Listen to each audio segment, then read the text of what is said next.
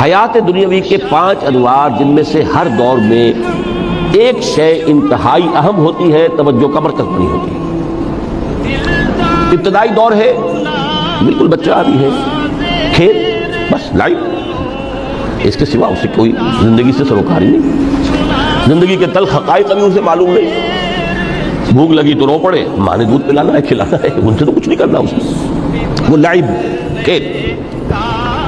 لیکن تھوڑا سا آگے چلتے ہیں، ٹین ایجر سٹیج میں جب داخل ہوتا ہے آدمی، تو اب وہ نرا کھیل، معصومانہ کھیل نہیں رہتا، اس میں تلذذ، سینسول گریٹیفیکیشن کا عنصر شامل ہو جاتا ہے۔ ذرا آگے بڑھیے تو انسان پر سب سے زیادہ دھن سوار ہو جاتی ہے، بناؤ سنگھار، میرا لباس فیشن کے مطابق ہو، کہیں ایسا نہ ہو مذاق اڑے۔ اپنے لباس کے بارے میں بہت کانشیس ہوگا، اپنے ہیئر کٹ کے بارے میں بہت کانشیس ہوگا، ہر چیز کے بارے میں بہت کانشیس۔ زینت، بناؤ سنگھار، آرائش، زیبائش۔ اس سے ذرا آگے گئے، تکاثر فی الاموال والانفس، تفاخر بینکم۔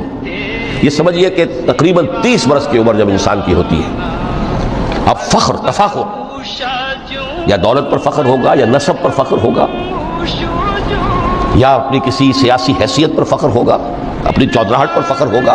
تفاخر بینکم، جس میں جان میں چونکہ توانائی ہوتی ہے، قوت ہوتی ہے، لیکن اس کے بعد جب عمر ڈھلی، بڑا ریئلسٹک ہو جاتا ہے انسان۔ پھر یہ جو چوتھی سٹیج تھی، اس میں تو یہ کہ مونچھ نیچی نہ ہو، چاہے سب کچھ میں اپنا خرچ کر دوں، داؤ پہ لگا دوں، لیکن مونچھ نیچی نہیں ہوگی۔